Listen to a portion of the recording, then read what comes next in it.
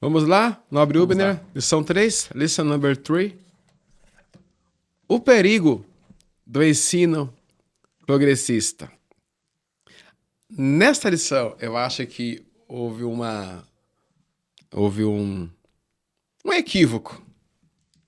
Faltou uma coisa muito importante aqui. Aí eu falei, eu até comentei com vocês isso, né? Porque em todas as lições até aqui, o comentarista e a própria CPD tem esse hábito, faz algo que aqui eles não fazem. O quê? A definição do conceito. Faltou. Aí a gente tem que fazer o quê? Pegar a nossa consulta ou ir para deixa eu achar aqui, um dicionário para descobrir o significado da palavra-chave da lição. É, E a palavra progressista, o progressismo. Então você vê, numa palavra tão perigosa quanto essa, E lembra progresso, né? então, Lembra avanço, mas na verdade está embutido, né, sim, dentro desse progressismo algo que não é, né, que é na verdade um retrocesso você vê, então, espiritual. a palavra mais perigosa, Obner, vamos dizer assim, da lição, tadinho, os irmãos deixaram pro leitor ir pesquisar. Ele vai pesquisar onde? Ele vai cair bem lá no colo dos caras. Então, acho que faltou. Nessa lição aqui, ó, lição 3, definir o conceito. Logo de Realmente. cara. Que foi o que foi feito até aqui no fórum do pecado, a Marte e tal, Babilônia, foi tudo. Chegou aqui, não, já foi, já falando. Então, faltou. Então, diz aí, o tema da lição, vamos lá, vamos começar aqui. O perigo do ensino progressista. O perigo, é algo perigoso. Diz aqui, eu vou ler logo a definição. Progressismo refere-se a um conjunto de doutrinas filosóficas, sociais, econômicas, tudo. Tudo, gente. É o social, é o filosófico, é o nosso bolso, é tudo. Tudo. Baseado na ideia de que o progresso, entendido como avanço científico, tecnológico, econômico e comunitário, é vital. É vital para o aperfeiçoamento da condição humana. Como ser contra uma palavra tão linda quanto essa? Linda demais. Quem que é? Tem uma cena do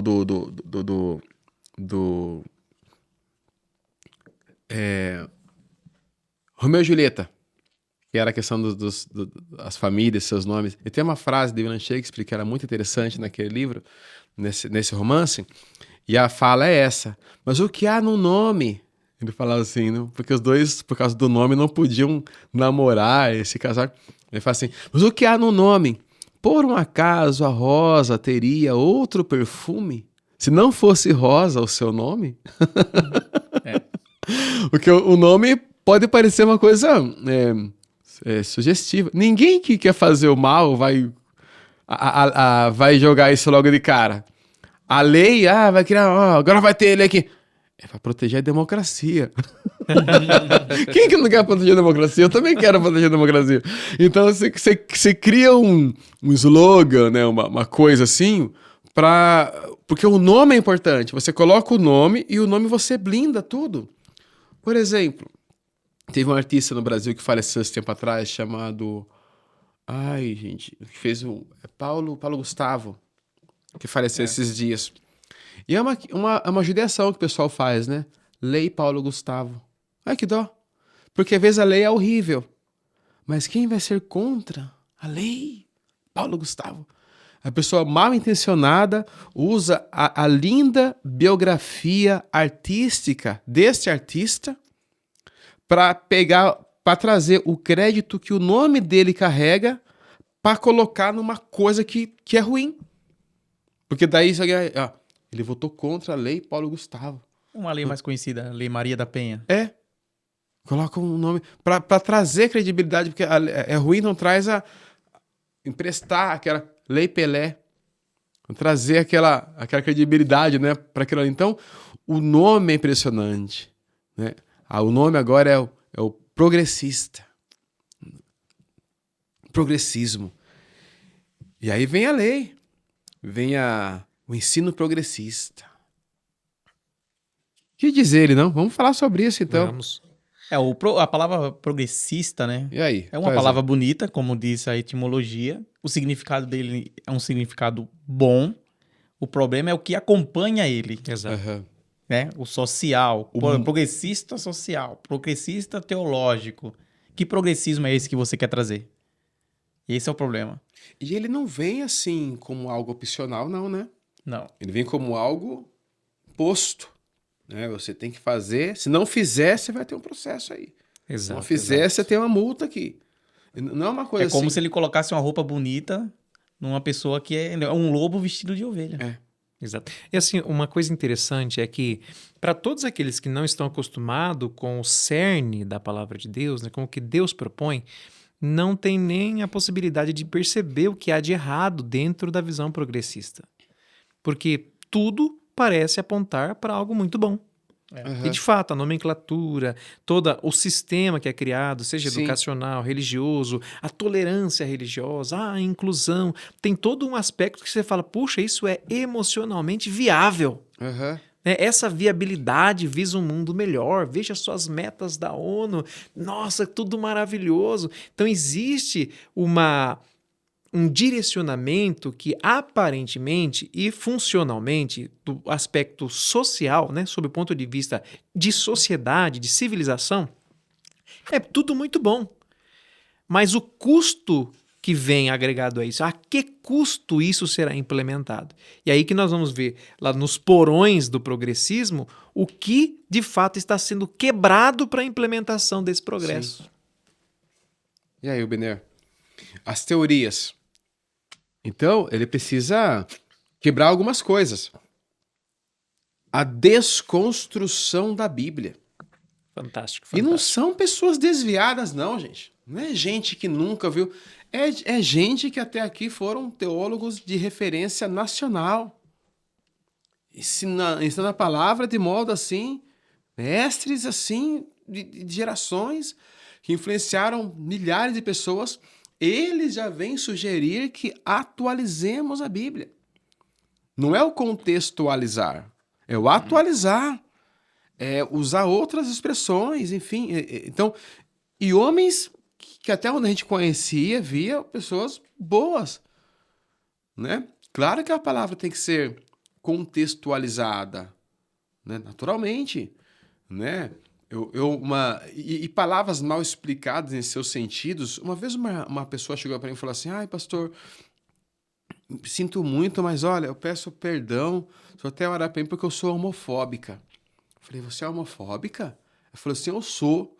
Aí eu falei assim, mas você teria coragem de matar uma pessoa? Ou agredir uma pessoa porque ela tem determinadas opções, porque ela tem determinados valores? Você tem coragem de fazer uma coisa? Deus me livre! Eu falei assim, não. A irmã não é homofóbica.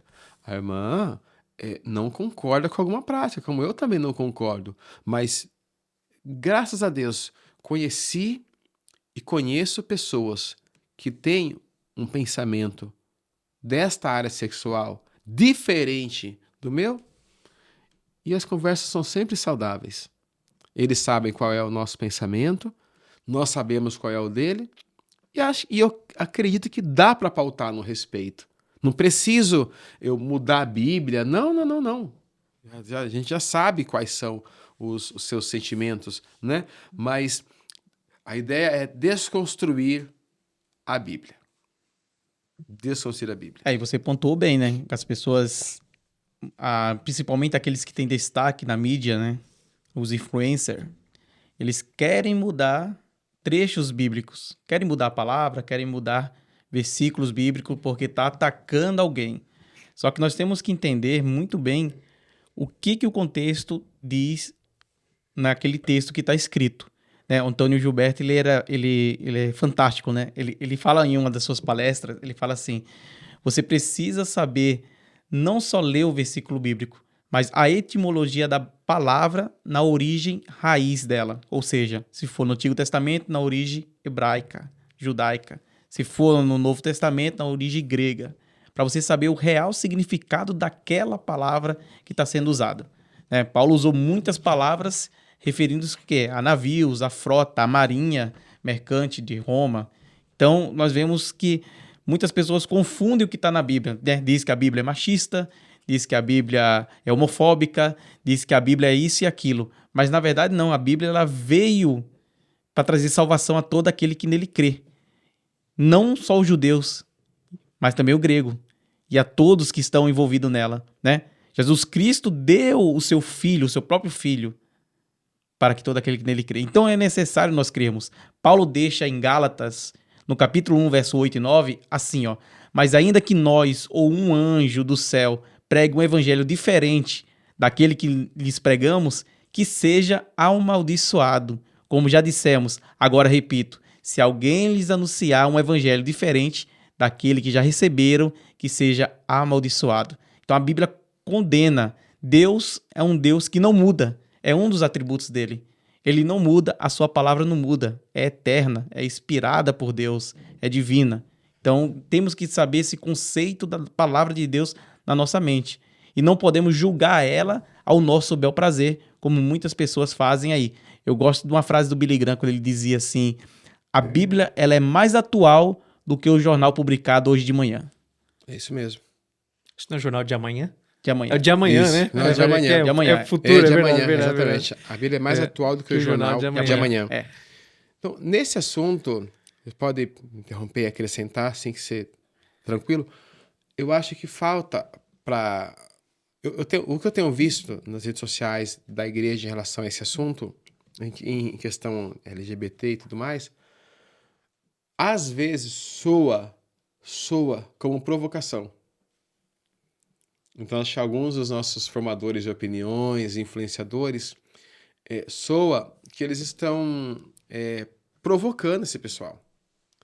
Eu não acho que seja um caminho inteligente. Você Também provocar. discordo. Eu não acho que seja um caminho inteligente. Eu acho que a igreja atual, ela está errando no preparo das pessoas para lidar com essa realidade, está errando no tom em que está pautando a conversa com essas pessoas. Acho que esses são dois erros modernos da igreja em relação a esse assunto. Porque eu acho que provocar também não é o caminho. Não é o caminho.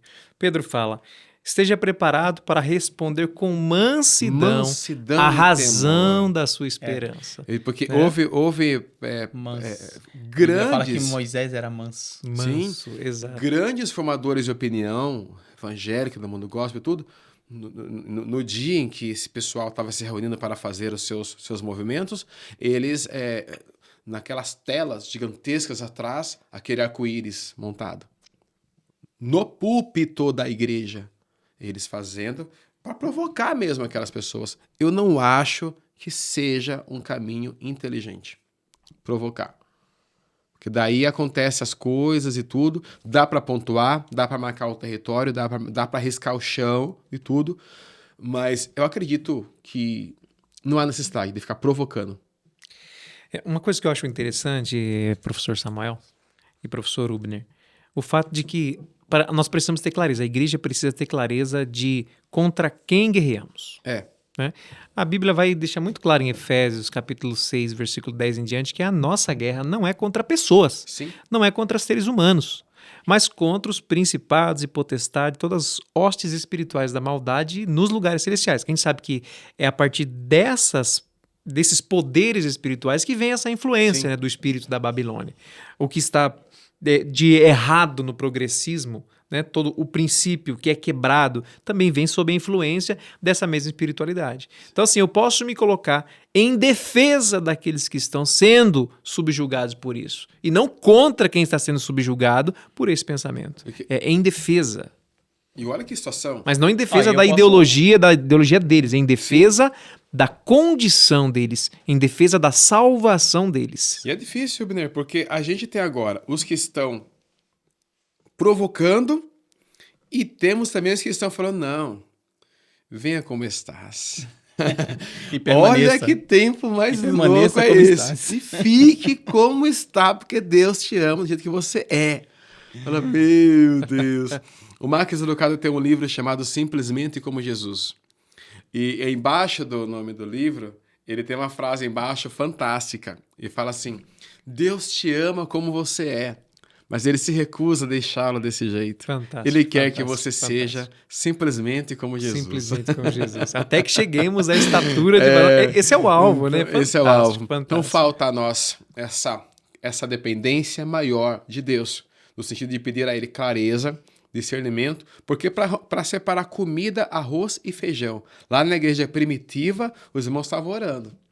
Senhor, estamos com uma crise aqui para resolver. Acontecer a cesta básica, as irmãs viúvas estão reclamando e tudo. Vamos orar, buscar a Deus. Deus vai levantar homens cheios de fé. Fantástico. Então, para resolver a questão de comida, cesta básica, hoje qualquer grupo de adolescente resolveria isso com um aplicativo na igreja. Ó, calcular aqui, mandar. Exato. A igreja civil dependente do Espírito Santo. Ela nos ajuda. Levanta homens com sabedoria, cheios de fé, para poderem tratarem dessa questão. Eu acho que esse deveria ser o clamor da igreja nesses dias. Fala, Senhor, Concordo. levanta homens e mulheres com sabedoria que venham do céu, que Fantástico. consigam pregar a sua palavra, levar a tua palavra até esses corações, né? Esclarecendo. Esse deveria acontecer. E Dois não tá requisitos acontecendo. cheios do Espírito Santo e de sabedoria. Interessante. Os dois requisitos fundamentais Sim. para o exercício da piedade com destreza. E quando ele chegou, o Estevão, ele chegou com mais. Porque eles pediram um dom e cheio de... Foi falando mais coisa. Ele trouxe mais ainda do que o necessário, Fantástico, né? Do que fantástico, pediram. fantástico. E essa Não, e é eu um clamor. posso pontuar uma coisa aqui. Manda. Até polêmicozinho, né? Um é o polêmico, né? Por exemplo, Jesus Cristo ele foi questionado por divórcio, né? Por Sim. fariseus, né? O fariseu chegou lá em Jesus, lá em Mateus 19, e falou, ó, você pode... Será que eu posso divorciar por qualquer motivo? Só que o interessante não é esse enredo. O interessante é o que está escrito depois, né? No verso 12 de Mateus 19... Não, verso 11, ele diz assim, ó. Mas Jesus ponderou-lhes.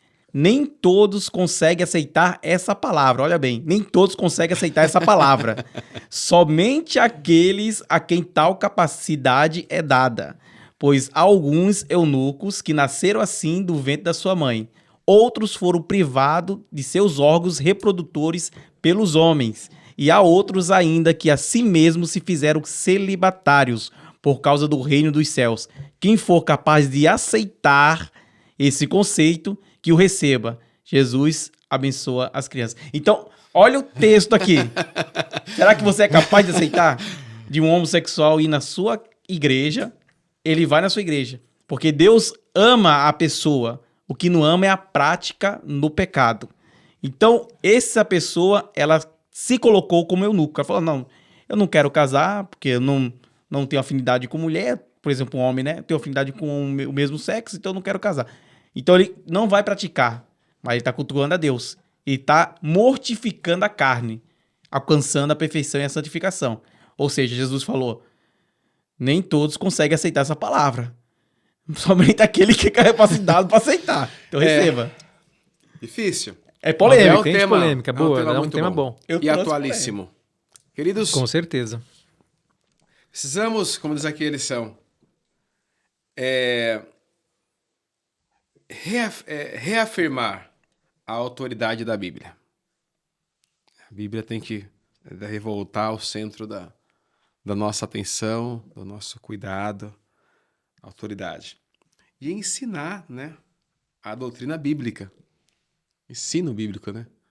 Uma vez eu fui numa certa igreja, olhei pro equipamento de som, eu acho que só de som ali, calculando visualmente, tinha uns 12 mil reais. Só de som.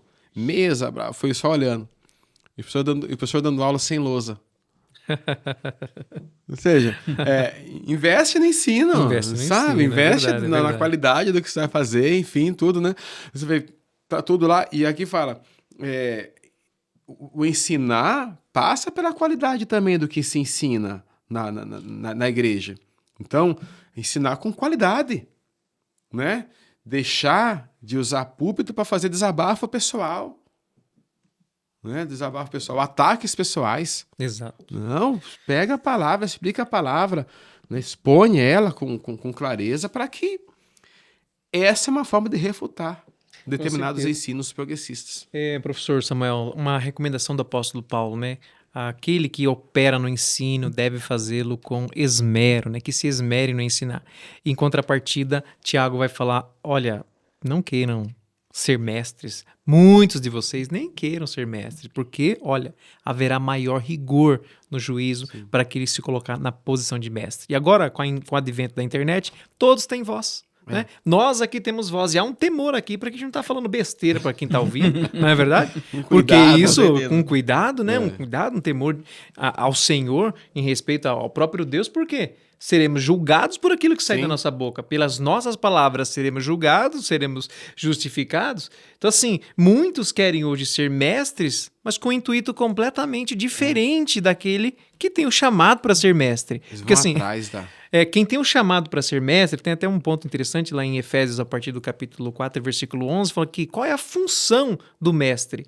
É conduzir o povo até que chegue à estatura de Cristo, a estatura de varão perfeito. Se o objetivo daquele que ensina a palavra de Deus não for promover o aperfeiçoamento de quem está sendo ministrado, ele está fora do conceito. Se for para ter like, se for para ter visibilidade, se for para ter dinheiro, está totalmente fora do conceito. O objetivo principal e mais nobre é conduzir qualquer um dos espectadores do ensino a um nível maior na similaridade com Jesus Cristo. É isso que João Batista ensina, né? Porque o João Batista, o que ele faz na sua palavra é sempre apontando a Jesus. Sempre apontando Eis aí o Jesus. Cordeiro de Deus, olha ele aí. Então ele sempre aponta para Jesus nas suas falas, né? Que ele cresça. Que ele cresça. diminua. E essa expressão, eu aprendi com o pastor Messias Santos, não foi bem isso que ele quis dizer. Olha só. Diga aí. Ele é muito bom, aprendi essa com ele. Então ele fala assim, convém que ele cresça, diminua. Na verdade, no original, ele está dizendo, convém que, em crescendo ele, continue diminuindo eu. Fantástico. Foi isso que ele estava dizendo. Cumpre a função do ministério profético na introdução do Cordeiro e fantástico, fantástico. Que é um ato contínuo. Ato contínuo. Continua diminuindo, né? Hoje diminui Legal. um pouco, amanhã mais um pouco. A luz justa, que é uma luz da aurora, né? Ela vai pouco a pouco Fantástico, chegando. fantástico.